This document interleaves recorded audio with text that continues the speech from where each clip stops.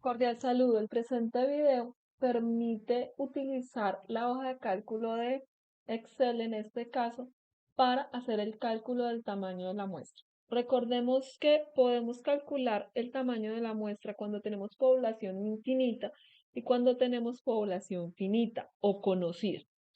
Cuando la población es infinita o el tamaño de la población es desconocida, la forma en la que vamos a utilizar es n, que es el tamaño de la muestra, igual a z al cuadrado, donde z es el valor correspondiente a la distribución de Gauss, que viene dado desde el nivel de confianza que esperamos de nuestra investigación, multiplicado por P por Q, donde P corresponde a la prevalencia, heterogeneidad esperada del parámetro que se va a evaluar.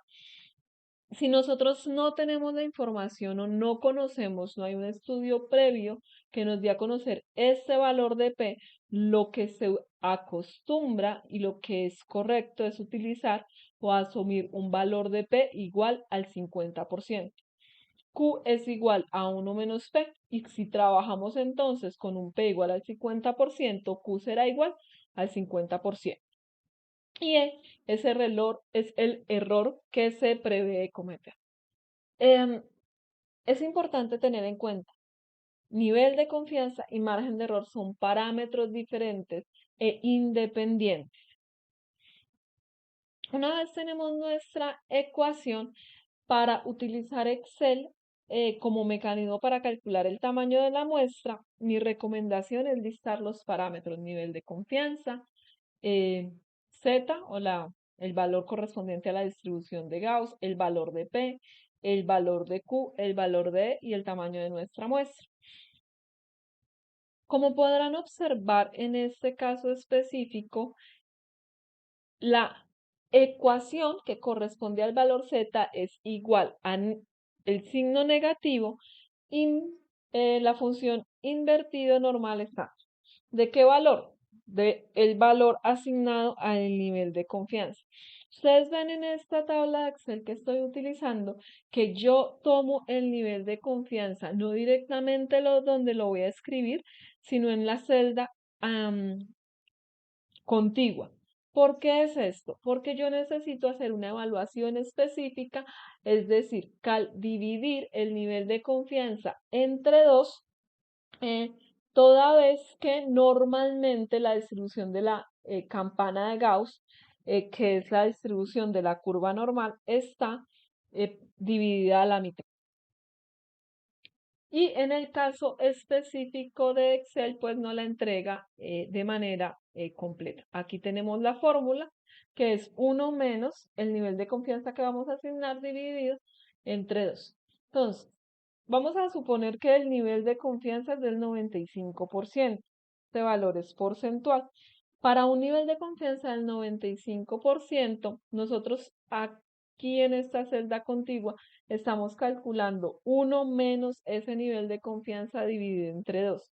Y es el valor que se utiliza para calcular el valor de Z, el valor que normalmente vamos y consultamos en una tablita que estaría impresa. Para P, en este caso voy a utilizar el 50% porque no tengo estudios previos que me determinen cuál es el valor de heterogeneidad o prevalencia de los datos o de mi variable objeto de estudio. Entonces trabajo con el 50%. En el caso específico de esta tabla que estoy usando, Q se calcula automáticamente como 1 menos P. Y pues ya corresponde determinar el margen de error que se prevé de la investigación. Recordemos que el margen de error hace referencia a la posibilidad de que un integrante o los integrantes de la muestra nos den una respuesta que no corresponde a la respuesta de la población. En este caso voy a colocar el 5% y entonces obtengo un cálculo estimado de la muestra de 384 individuos.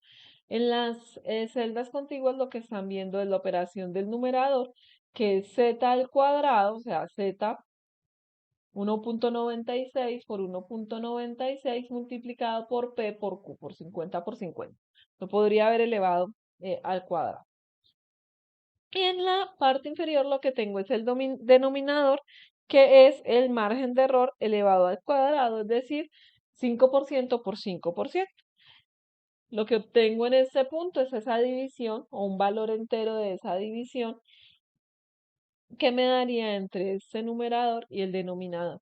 Y ya aquí tengo el cálculo del tamaño de la muestra cuando mi población es infinita o la desconozco. ¿Cuál es la clave aquí? ¿Cómo trabajamos el nivel de confianza? ¿Cómo tenemos que recordar que hay que hacerle un tratamiento previamente antes de poder determinar el valor de C? Si la población es finita, la ecuación es un poco más larga, es un poco más compleja. En este caso tenemos que n, el tamaño de la población por el valor correspondiente a la distribución de Gauss, por P por Q dividido entre, en este caso, el margen de error está dado por una letra D al cuadrado por n menos 1 más z alfa al cuadrado P por Q. Como en el caso anterior, recomiendo que se tenga un mecanismo para realizar el cálculo del numerador de manera independiente del denominador. Aquí el numerador, pues tengo n, que es el tamaño de la población, multiplicado por z al cuadrado, por eso aparece dos veces por p por q. Y en el denominador tengo entonces d al cuadrado, entonces el margen de error por el margen de error, por n menos 1 más z alfa al cuadrado, lo tengo repetido dos veces por p por q. Así garantizamos si mantenemos el numerador y el denominador separados, disminuir la posibilidad de un error por un paréntesis, porque omitimos algún símbolo que no nos esté funcionando.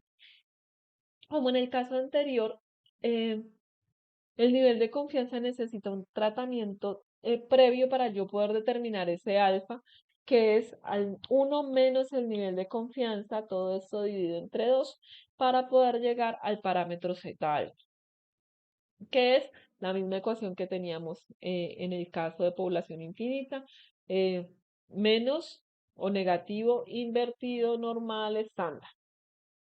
Y con estos valores ya nosotros podemos calcular, aquí todo lo que estamos viendo es eh, esa función con todos los decimales, ¿no? No es un parámetro que necesitemos realmente.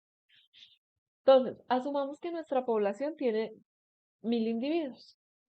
Con un nivel de confianza de, voy a dejar este 90%, que lo puedo modificar sin ningún problema. Nivel de confianza. Con una Q de 50%. Y un margen de error del 5%. Entonces, el tamaño de mi muestra sería de 203 individuos. Si el margen de error es del 10%, el tamaño de la muestra sería de 63 individuos. ¿Qué es importante que tengamos presente? Como lo reiteré en ocasiones previas, este parámetro, nivel de confianza y el margen de error son parámetros independientes. Es decir, este perfectamente puede dar 95% y este margen mantenerse en un 10%. Este lo puedo trabajar en el 95% y este trabajar en un 6%, en un 10%, en un 5%, en un 1%. Esto de que va a depender de las necesidades que tengamos en nuestra investigación.